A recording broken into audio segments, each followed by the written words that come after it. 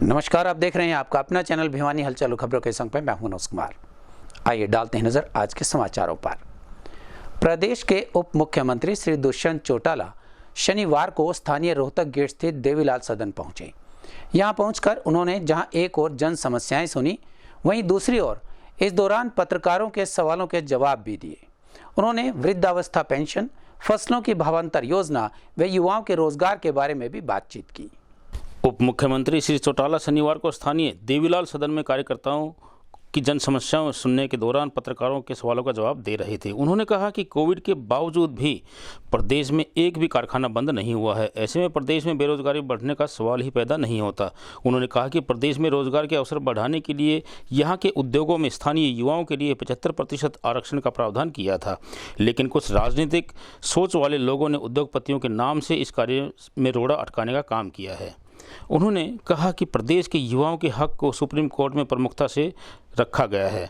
उन्होंने कहा कि स्थानीय युवाओं को रोजगार मिलने से ट्रांसपोर्टेशन और रिहायशी सुविधा का भी खर्च बचेगा। इस बारे में पानीपत के औद्योगिक इकाइयों के प्रतिनिधियों के साथ भी बड़ी गहनता से विचार विमर्श हो चुका है। उन्होंने कहा कि किसान आंदोलन के दौरान किसानों पर दर्ज 86 मामले वापस लिए जा चुके हैं। शेष की प्रक्रिया भी जारी है। जो मामले कोर्ट के माध्यम से वापस होंगे उनके लिए संबंधित जिला प्रशासन व न्यायवादी की राय पर वापस लिए जाएंगे, जो कि एक प्रक्रिया का हिस्सा है। उन्होंने कहा कि वृद्धावस्था पेंशन के बारे में बुजुर्गों को किसी भी प्रकार की चिंता करने की जरूरत नहीं है। उन्होंने कहा कि परिवार पहचान के साथ जोड़ने से कुछ अड़चनें आई थी, जिसे अब दूर कर दिया गया है। मैंने पहले भी कहा है, आज भी कहता हूँ, एमएसपी पूरी तौर पर अश्योर्ड है और अगली फसल के सीजन में भी हमने पहले से ज़्यादा सरसों की मंडियाँ भी निर्धारित करी है। हमने गेहूँ के लिए भी पहले से ज़्यादा मंडियाँ निर्धारित करी है। और तो और जैसे हमारे फसल और आती हैं, दालें हैं, आपके ग्वार है, इनके लिए भी अगर हमें ज़रूरत पड़ेगी, बाजरी है, तो जब जब हमें ज़रूरत पड़ी हमने मंडी एडिशनल बनाई है। और पिछली बार जहां बाजरे के अंदर वेरिफिकेशन जितनी हो पाई थी, हमने एमएसपी के बराबर भावांतर भरपाई पे 600 रुपये प्रति एकड़ के हिसाब से किसान को लगभग 400 करोड़ रुपया डीबीटी करने का काम किया था। आने वाले समय में भी भावांतर भरपाई में फल सब्जियां जो हैं उनको हम कवर करने का काम। 9 साल का संघर्ष, जहां डॉक्टर अजय सिंह चौटाला जी ना तो इन्वॉल्व थे, उसके बाद भी उनने अपने जीवन के अंदर वो कठिनाई देखी और अपना टर्म पूरा कर आज हमारे बीच में वापस पूरे जोश के साथ आए हैं। मैं मानता हूँ संगठन के भी मजबूती मिलेगी और एक एक कार्यकर्ता के अंदर भी एक नया जोश आपको दिखेगा। और आने वाले दिनों के अंदर जो हम संगठन विस्तार और मेंबरशिप अभियान चला रहे हैं, उसको डॉक्टर साहब पूरी तौर पर लीड करने का भी काम करेंगे। सबको एक सपना हम कह सकते हैं कि ये सपना है सबका, इच्छा है सबकी कि डॉक्टर साहब 2024 के चुनाव में, लोकसभा या विधानसभा चुनाव में मैदान में उतर पाएंगे या नहीं? देखो, वो तो जो लीगैलिटीज़ है उनने स्वयं भी कह दिया कि हम आगरे कोर्ट से भी करेंगे। और जैसे एग्जेम्पशन नागालैंड में मिली थी, जैसे ही मिलेगी बिल्कुल हमारे नेता हैं और लीड हमें वही करेंगे। उम्मीद करें 2024 में चुनावी मैदान में होंगे जैसे? बिल्कुल, हम तो ये उम्मीद कर सकते हैं कि कोर्ट हमें रिलैक्सेशन दे और रिलैक्सेशन मिलते ही वो जो उनका कार्य क्षेत्र है, उनकी कर्म भूमि है, उसको मजबूती से और ताकत के साथ आगे ले जाने का। जो बुढ़ापा पेंशन है उसको लेकर काफ़ी सवाल उठ रहे हैं, समय पर नहीं मिलती। देखो, कई चीज़ें पीपीपी के साथ लिंक करने से बुढ़ापा पेंशन के अंदर कई अड़चनें आई है। सरकार गंभीरता के साथ उसको टेकअप कर रही है और अब तो हमने पहले जो पीपीपी के लिए डीसी को लिख के देना था, उसको भी रिवाइज़ कर दिया। कोई भी बुज़ुर्ग अगर किसी की इनकम की वजह से आज बुढ़ापा पेंशन रुक रही है, वो अपने गांव के अटल सेवा केंद्र या सीएचसी पर जाकर शहरों में रिवाइज़ करा सकता है। पावर पोर्टल पर दे दी गई है और 24 आवर्स में उसकी रिवीजन को सरकार अप्रूव या ऑब्जेक्ट करेगी। मुझे लगता है ये जो दिक्कतें आई है ये अपने आप रिवाइज हो जाएगी। पर मैं तो एक चीज़ आपको बताना चाहूँगा कि जो बार 2 लाख रुपए की इनकम पे लगाया था, ये ना तो इन 2 सालों में लगा, ना पिछले 7 सालों में लगा। ये 2012-13 के अंदर कांग्रेस के शासन में बार लगाया गया था और ज़रूरत पड़ेगी तो इस बार को भी हम रिवाइज करेंगे। तो वो लूट हरियाणा ने कभी इतिहास में देखी और ना देखेगा। सेक्शन 4-6 लगाकर जिस तरीके से किसान की 76,000 एकड़ ज़मीन प्राइवेट सेक्टर में दबाव से बिकवाई सस्ते दामों पे, और बिकवा कर भी फिर किसान पर यही दबाव रहता था कि प्राइवेट बिल्डर को बेच दिया जाए और कॉलोनाइजेशन पूरे प्रदेश भर में करवाए। आज आप बताओ, क्या पिछले 2-2.25 साल में एक जगह भी सेक्शन 4-6 लगा? हमारे तो सरकारी प्रोजेक्ट्स के लिए भी हम किसान से सहमति ई भूमि पर करवा कर ज़मीन लेते हैं। बेरोज़गारी की बात है, कोविड के बावजूद भी कोई एक उद्योग हरियाणा प्रदेश में बंद नहीं हुआ, तो बेरोज़गारी आई कहाँ से? कहीं किसी ने अपने स्ट्रेंथ कम करी प्राइवेट सेक्टर में, तो सरकार उसको मॉनिटर नहीं कर सकती। सरकार तो नए एम्प्लॉयमेंट के अवसर बनाने के लिए 75% आरक्षण लेकर आई। आज उसको भी कुछ पॉलिटिकल सोच के लोगों ने इंडस्ट्रियल एसोसिएशन का नाम लेकर रुकवाने का काम किया। मगर हमारा दृढ़ निश्चय है, सुप्रीम कोर्ट में भी कल हमने यही कहा है कि सरकार गंभीर है। अगर आप अमेरिका जाते हो नौकरी के लिए और वो जो H1 वीज़ा आप लेते हो, उस H1 वीज़ा के लिए भी ये लिखा गया है कि अगर कोई अमेरिकन कैपेबल है नौकरी करने के लिए तो उसकी जगह दूसरे देश का आदमी नहीं आएगा। जब देश ऐसे प्रतिबंध लगा सकते हैं तो प्रदेश में अगर कैपेबल एम्प्लॉयज़ हैं तो हमने भी लगाया है, और उस प्रतिबंध से इंडस्ट्री को कोई नुकसान नहीं। मैं पानीपत इंडस्ट्रियल एसोसिएशन के साथ 2 घंटे चर्चा कर आया, और वहाँ एक्सपोर्टर्स ने भी ये माना कि अगर ये स्किल सेट जो वीविंग का है, मोल्डिंग का है, वो लोकल लेवल पर मिल जाएगा तो हमारे लिए तो फ़ायदेमंद है। लोग पैसे लेके नहीं भागेंगे, लोग टाइमली काम पे आएंगे, हमारे ट्रांसपोर्टेशन कॉस्ट बचेगा, रेजिडेंशियल रोकने का कॉस्ट बचेगा। प्रदेश के कृषि एवं पशुपालन मंत्री श्री जेपी दलाल ने जनसंपर्क अभियान के दौरान लोहारू क्षेत्र के दर्जन भर गांवों का दौरा किया। यहां पहुंचकर मुख्य रूप से उन्होंने कहा कि लोहारू क्षेत्र में मिल रहे सिंचाई के पानी को और अधिक बढ़ाया जाएगा, जिससे किसान भाई रेगिस्तानी इलाकों में भी धान और ईख की खेती कर पाएंगे। कृषि मंत्री जेपी दलाल ने कहा कि प्रदेश सरकार किसानों के हित के लिए निरंतर नई योजनाएं लागू कर रही है। इसके लिए फसल बीमा योजना, पशु क्रेडिट कार्ड जैसी योजनाएं प्रमुख रूप से शामिल हैं। उन्होंने कहा कि पशुपालन को बढ़ावा देने के लिए डेयरी के लिए ऋण सहायता प्रदान की जा रही है। भेड़ व बकरी पालन को प्रोत्साहन दिया जा रहा है, जो छोटे पशुपालकों के लिए वरदान साबित होगा। उन्होंने कहा कि किसानों का पैसा सीधे उनके खाते में जा रहा है। उन्होंने कहा कि सरसों व मूंग के खराबे का मुआवजा शीघ्र ही प्रभावित किसानों को दिलवाया जाएगा। कृषि मंत्री जेपी दलाल ने कहा कि भाजपा सरकार व्यवस्था परिवर्तन का काम कर रही है। इसके लिए भ्रष्टाचार को जड़मूल से समाप्त किया जा रहा है। उन्होंने कहा कि युवाओं को योग्यता के आधार पर मेरिट पर नौकरियां प्रदान की जा रही है। जिन परिवार में एक भी सदस्य नौकरी में नहीं है, उनको 5% अतिरिक्त अंक दिए जा रहे हैं। कृषि मंत्री ने कहा कि प्रदेश सरकार की जन कल्याणकारी नीतियों से आम जन खुश है। प्रदेश सरकार द्वारा करवाए जा रहे विकास कार्यों व जनहित की नीतियां विपक्ष को हजम नहीं हो रही हैं। उन्होंने कहा कि सरकार की नीतियों का दूसरे प्रदेश भी अनुसरण कर रहे हैं। इसमें ट्रांसफर के लिए ऑनलाइन पॉलिसी सबसे प्रमुख है। लोहारू का दक्षिण का क्षेत्र है, राजस्थान से लगता हुआ रेतीला इलाका है, और यहाँ पर जो है पानी की कमी थी। सूक्ष्म सिंचाई की योजनाएं लेकर के, माइक्रो इरिगेशन की योजनाएं लेकर के हम किसानों को सिंचाई की व्यवस्था कर रहे हैं। यहाँ बागवानी के हम विश्वविद्यालय का सेंटर खोल रहे हैं। इजराइल की विधि से हॉर्टिकल्चर का एक्सीलेंस सेंटर खोल रहे हैं। किसानों को सिखा करके इस क्षेत्र को बागवानी से, सब्जियों से, फूलों की खेती से, फलों की खेती से उन्नत किसान यहाँ से हम तैयार करना चाहते हैं। और सरकार ने 85% सब्सिडी सिंचाई के लिए दे रखी है। गांव खेतों में टैंक बनाते हैं, उसके लिए पैसे सरकार देती है। नहरों से टैंक में पैसा ले जाना है, उसके लिए सरकार देगी। सोलर बिजली लगानी है, उसके लिए सरकार सुविधा देगी। माइक्रो इरिगेशन के लिए 85% उसके लिए सरकार देगी। बीमा की योजनाएं, पशु का बीमा हम 100 रुपये में कर रहे हैं। फलों का और सब्जियों का, बागवानी का बीमा 750 रुपये में 30,000 रुपये का, 1000 रुपये में 40,000 रुपये का। हरियाणा पहला प्रदेश है जो किसान के लिए इतना अपने खजाने से उस किसान के जोखिम को दूर करने की कोशिश कर रहे हैं। और धीरे धीरे कर करके हमारी इच्छा यह है ये रेतीले टिल्ले हरे भरे हों। इस बार प्रकृति ने साथ दिया है, किसान के चेहरे पर खुशी है कि अच्छी सरसों, अच्छा गेहूं की फसल और अच्छा भाव इनको दिखाई देता है। हम प्रार्थना करते हैं भगवान से कि किसान हमारे देश का, हमारे प्रदेश का और खासकर लोहारू का खुशहाल हो। यहाँ चौधरी बंसीलाल के सपने थे वही यहाँ पे एक और दान उगाने के, उसके बारे में क्या कहना? हमारी ये नहरें लुप्त हो गई थी, पानी यहाँ आता नहीं था, पावर हाउस जो पंप हाउस थे वो ख़त्म हो गए थे। लोगों ने उम्मीद छोड़ दी थी कि भाई यहाँ पानी आएगा, और चौधरी बंसीलाल इस इलाके के प्रमुख नेता ये कहते थे कि मेरा एक सपना है कि मैं धान और ईख की खेती कराऊं। अब ये तो मैं नहीं कह सकता कि मैं क्या करा पाऊंगा, लेकिन उस दिशा में मैं एक एक कदम बढ़ रहा हूं।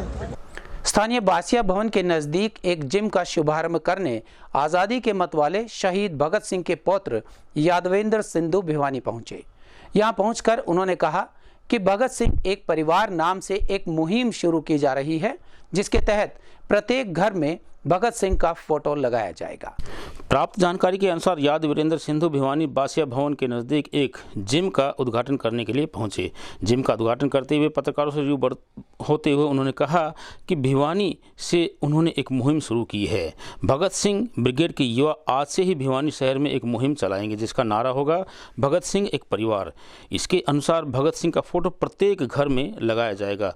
वहीं युवाओं को नशे के बारे में बोलते हुए उन्होंने कहा कि युवाओं को नशे से हमेशा दूर रहना चाहिए। युवा किसी भी देश की रीढ़ की हड्डी होते हैं।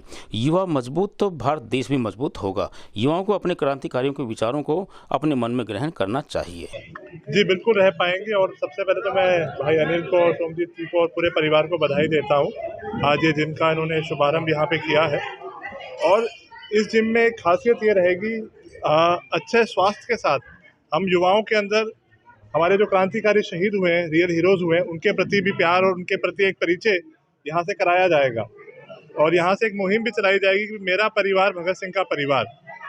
आप कहेंगे ये क्यों लोकेश दिया जा रहा है? क्योंकि एक नैरेटिव को हम लोग तोड़ना चाहते हैं कि भाई भगत सिंह तो पैदा हो पर पड़ोसी के घर पे पैदा हो, ऐसा एक बात को बोला जाता है।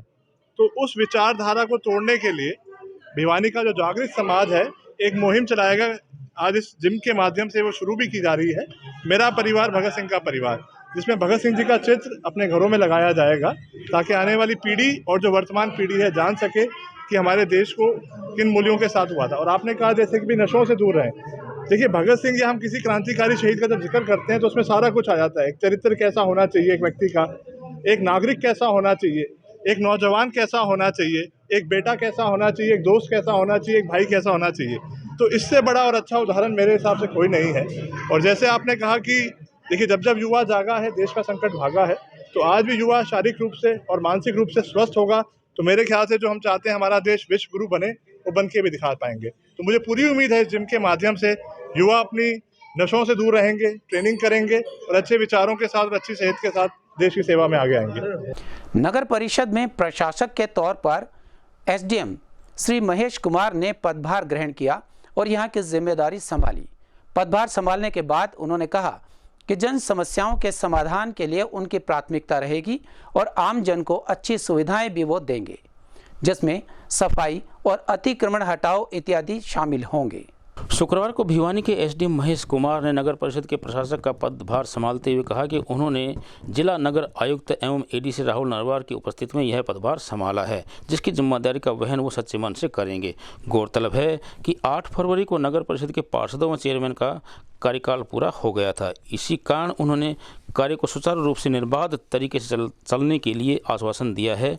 वहीं उन्होंने कहा कि शहर में बढ़ रहे अतिक्रमण को हटाने के लिए नगर परिषद कर्मचारियों की टीम का गठन किया गया है, जो समय समय पर अतिक्रमण को रोकने में महत्वपूर्ण भूमिका निभाएगी।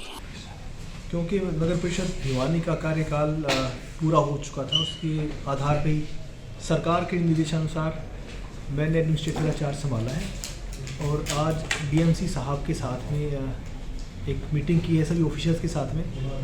तो इसका हमारा मुख्य उद्देश्य शहर की म्युनिसिपल लिमिट्स में जो भी हमारे दायित्व हैं उनको पूरा करने के लिए और समयबद्ध रूप से पूरा करने के लिए आमजन को अच्छी सुविधाएं प्रदान करने के लिए सभी कर्मचारी को निर्देश दिए गए हैं।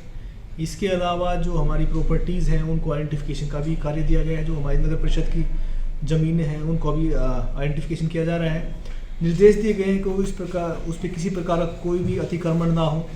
इसके अलावा अतिक्रमण हटाओ अभियान हमारा जारी रहेगा और जो हमारा वेस्ट कलेक्शन का है, स्वीपिंग का है, वो भी कार्रवाई हमने निर्देश दिया कि अच्छी तरह से सफाई दिखे लोगों को, ताकि आमजन को एक अच्छी लाइफ और अच्छा एनवायरनमेंट में जीवन यापन करने का मौका मिले।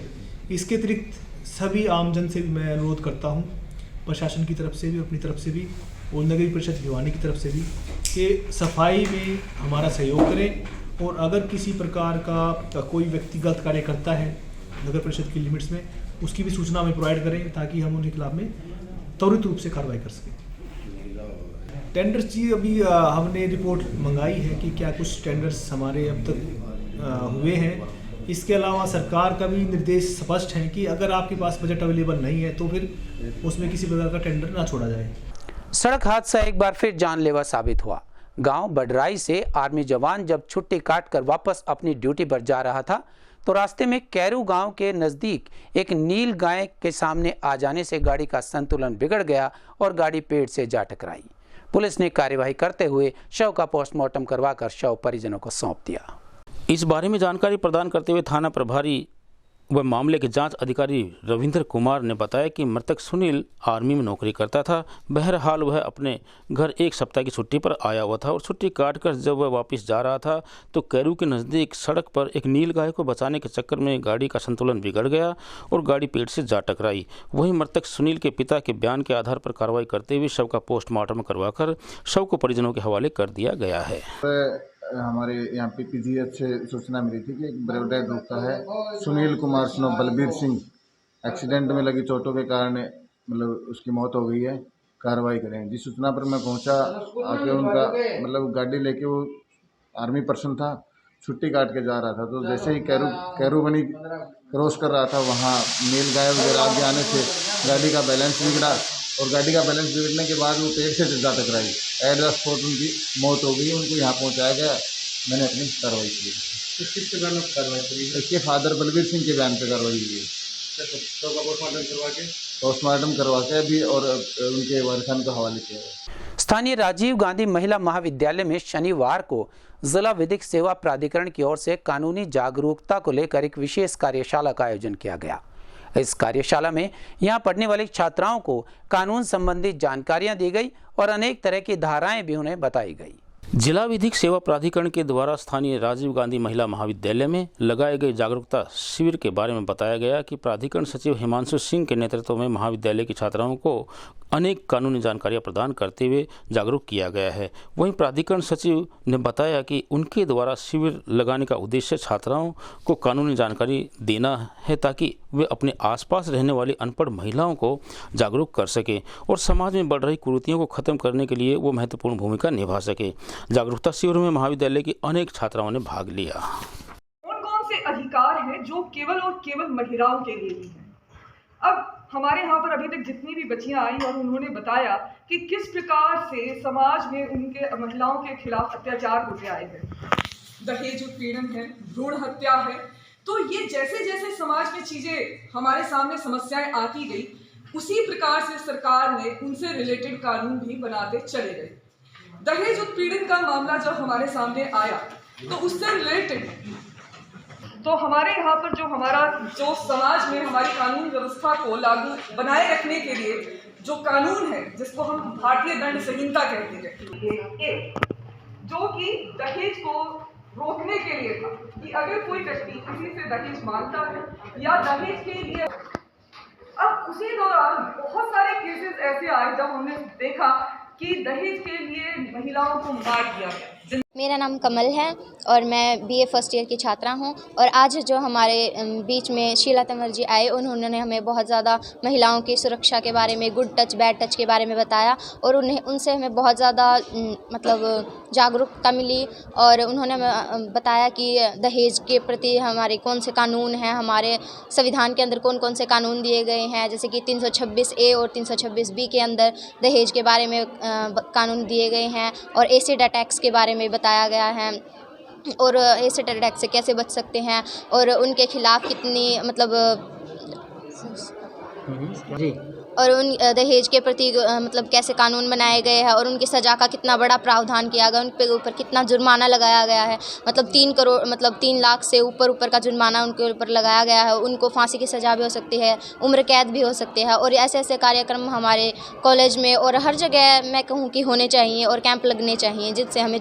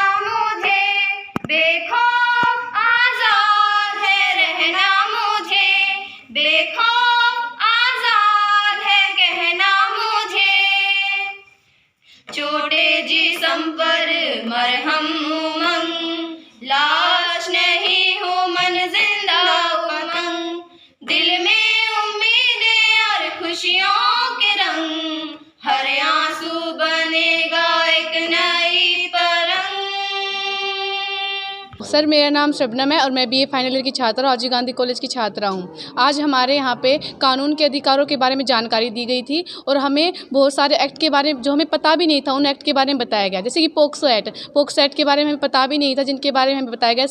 शीला तंवर जी हमारे बीच आए और उन्होंने हम सबको छात्राओं को जागरूक किया और हमें कानून के बारे में बताया। और उन्होंने ऐसे प्रोग्राम हमारे सभी कॉलेजेस में होने चाहिए ताकि लड़कियाँ जागरूक हो सके और उन्हें इन चीज़ों के कानूनों के बारे में पता चल सके। अगर हम ऐसे कॉलेजों में अगर ऐसे कैंप लगाए जाएंगे तो लड़कियां जागरूक होंगी। जो लड़कियां बोल भी नहीं सकती हैं और अपने घर में कैद रहती हैं तो वे आगे जाके जागरूक हो सकती हैं और अपने घर से निकल कर और बाहर निकल कर वे आज जिला विधिक सेवा प्राधिकरण की ओर से हमारे महाविद्यालय में कानूनी जागरूकता संबंधी एक कार्यशाला का आयोजन किया गया, जिसमें माननीय हिमांशु सिंह जी, मैडम शीला तंवर शामिल थे। और इस कार्यक्रम के माध्यम से हमारी छात्राओं को बहुत महत्वपूर्ण कानूनी जानकारियाँ मिली। छात्राओं ने बहुत बढ़ चढ़ कर भाग लिया और अपनी ओर से कानूनी जागरूकता के लिए उन्होंने भी अपनी अपनी प्रस्तुतियाँ दी। और मैं समझती हूँ कि शासन का जो ये प्रयास है निसंदेह हमारी छात्राओं के लिए लाभप्रद है। ना केवल उन्हें कानूनी जागरूकता मिली बल्कि वे स्वयं भी अपने आसपास की जो अशिक्षित महिलाएं हैं, लड़कियां हैं, उनको भी इस संबंध में जागरूक करेंगी। और अगर ऐसे ही कार्यक्रम होते रहे तो निसंदेह हमारे समाज में काफ़ी बदलाव आएगा और कानूनी जागरूकता। आज हमारे महाविद्यालय में डिस्ट्रिक्ट लीगल सर्विस अथॉरिटी के द्वारा जो प्रोग्राम लीगल अवेयरनेस कैंप आयोजित किया गया है, उसमें हमारे जो मुख्य अतिथि साहब रहे हैं CJM हिमांशु जी और एडवोकेट शीला तंवर जी, उन्होंने आज हमारे यहाँ पर जिस कैंप का आयोजन किया है उसमें बच्चों को काफ़ी जानकारियाँ दी हैं, जिसमें कि दहेज संबंधी कानून से रिलेटेड, भ्रूण हत्या से और जो लड़कियों के जो संपत्ति संबंधी अधिकार होते हैं, या जो आजकल जो मीडिया में जितने भी बच्चों के साथ गलत जानकारियां दी जा रही हैं, उनसे रिलेटेड इतने सारे बच्चों को इन्फॉर्मेशन दी है, जानकारियां दी हैं कि बच्चों को निश्चित ही अब बच्चे हमारे जागरूक होंगे और जो इनके बारे में जो भी भ्रामक फैलाए जा रहे हैं वो उनसे बचेंगे। और नगर में मूलभूत सुविधाओं के अभाव के चलते आए दिन धरना प्रदर्शन या ज्ञापन सौंपे जाते हैं। इसी कड़ी में स्थानीय राजीव कॉलोनी में पेयजल संकट को लेकर एडवोकेट प्रिया लेगा की अगुवाई में अतिरिक्त जिला उपायुक्त को एक ज्ञापन सौंपा गया और पेयजल समस्या के समाधान की गुहार भी लगाई गई। एक तरफ सरकार हर घर नल हर घर जल का नारा देकर लोगों की पेयजल की समस्या दूर करने का दावा करती है, वहीं दूसरी तरफ स्थानीय राजीव कॉलोनी में गहराई से पेयजल की किल्लत इस दावे की पोल खोलती नजर आ रही है। इस समस्या से राजीव कॉलोनी के सैकड़ों लोग प्रभावित हैं तथा वे बार बार इस समस्या के समाधान की गुहार लगा चुके हैं, लेकिन अभी तक कोई समाधान नहीं हुआ है। इस समस्या के समाधान की मांग को वीरवार को एडवोकेट प्रिया लेघा राजीव कॉलोनी के लोगों सहित अतिरिक्त उपायुक्त के दरबार पहुंची तथा एडीसी राहुल नरवाल को ज्ञापन सौंपा और पेयजल समस्या के समाधान की गुहार लगाई। इस मौके पर एडवोकेट प्रिया लेघा ने कहा कि राजीव कॉलोनी के लोग पिछले काफ़ी लंबे समय से पेयजल समस्या से त्रस्त हैं, जिसके चलते उन्हें या तो दूर दराज से पानी लाना पड़ता है या फिर टैंकरों से पानी खरीद कर पीना पड़ता है। जी, एडवोकेट प्रिया लेघा और मेरे साथ ये राजीव कॉलोनी निवासी हैं। इनकी पेयजल की समस्या है, काफ़ी सालों से वहाँ पे रह रहे हैं और उनके बाद इनकी साइड तो पानी की लाइन भी नहीं दबी हुई है और इनके यूँ लगा लो कि सर्दियों में ये हालत है तो गर्मियों में तो इनको दर दर भटकना पड़ता है। अभी ये फ़िलहाल पानी के टैंकर मंगवा रहे हैं। अपनी इनकी कोई खास कमाई नहीं है, इनको रोज़ अपना पानी मंगवाना पड़ रहा है पैसे दे दे के और काफ़ी ज़्यादा समस्या है। हमारी सरकार से मांग है कि इनको पेयजल की समस्या से निजात करवाया जाए, क्योंकि सरकार जो पहले चौधर के फार्म भरती है कि हम ये काम कर देंगे, हम वो काम कर देंगे और उसके बावजूद इन आदमियों को परेशान होना पड़ रहा है। इनके पानी की भी समस्या है, सड़क की समस्या है, स्ट्रीट लाइट की समस्या। एक बार आप जाके हाल देखिए वहाँ का। कितने लोगों की बस्ती है वहाँ पर? कितने सैकड़ों लोगों की बस्ती है। स्थानीय बिट्स इंटरनेशनल स्कूल में 3 दिवसीय दिव्य आध्यात्मिक सत्संग व प्रवचन का आयोजन चल रहा है। इस दौरान दूसरे दिन परम पूज्य ब्रह्म मूर्ति योग तीर्थ जी महाराज ने अपने श्रीमुख से उपस्थित श्रद्धालुओं को भक्ति रस से सरोबार किया। हम वो कहना चाहते हैं जो उनके जीवन में उसकी आवश्यकता है। आज संपूर्ण पृथ्वी इस बात की आवश्यकता अनुभव करती है कि हमें स्वास्थ्य, सौंदर्य, शांति, समृद्धि, आनंद जो खो गया है पुनः प्राप्त हो जाए। उस प्राप्ति के लिए मनुष्य अनेक प्रकार से प्रयासरत है और उस प्रयास में सभी प्रयास, चाहे वो राजनीति के हों, चाहे विज्ञान के हों, चाहे तथाकथित समाज के हों, वो सब विफल हो चुके हैं। इसलिए अब पुनः इस बात की लोग आवश्यकता अनुभव करते हैं कि हम पुनः अपने उस प्राचीन संस्कृति में, उस धर्म में, उस जीवंत आनंद में पहुंच जाएं कि जहां मनुष्य पुनः अपने उस स्वाभाविक जीवन को जीने लगे, अपनी खोई संपदा को प्राप्त कर सके और इस जीवन को कम से कम में भी झोपड़ी में रह कर के भी एक सम्राट की तरह से जीवन को जी सके और अपने सुरक्षित आंतरिक मूल्यों को अपने जीवन में ग्रहण करके आनंद से इस जीवन को उत्सव मना करके जी सके। इस प्रकार की एक व्यवस्था थी और पुनः वो व्यवस्था आ सकती है, लेकिन उसके लिए एक अच्छी प्यास चाहिए, एक अच्छी समझ चाहिए, एक समग्रता से प्रयास करने की क्षमता चाहिए, तब मनुष्य पुनः वापस लौट सकता है। इस धरातल पर सदैव ऐसा होता रहा है, कभी धर्म शिखर पर होता है, कभी राजनीति शिखर पर होती है, कभी विज्ञान शिखर पर होता है और एक इसी प्रकार से क्रम से चीज़ें आती और जाती रहती है। अब मनुष्य ने सब देख लिया है। अब मनुष्य को आंतरिक एक प्यास जगी है कि यदि यही जीवन है तो फिर जीवन का कोई सार नहीं है, इससे भिन्न भी कुछ हो सकता है। उसको तलाशने की, खोज करने की मनुष्य के अंदर एक अभिप्सा, एक प्यास जगी है। बस उस प्यास के लिए मनुष्य बार बार आ रहा है और कुछ खोज रहा है, कुछ खोजने की तलाश कर रहा है। उसमें हम भी एक आहुति डालने के लिए वहाँ से चल कर के आए हैं ताकि यहाँ के लोगों की प्यास बुझ जाए। हमारे संग पे बस इतने ही। अगले अंक के लिए देखते रहेगा आपका अपना चैनल भिवानी हलचल।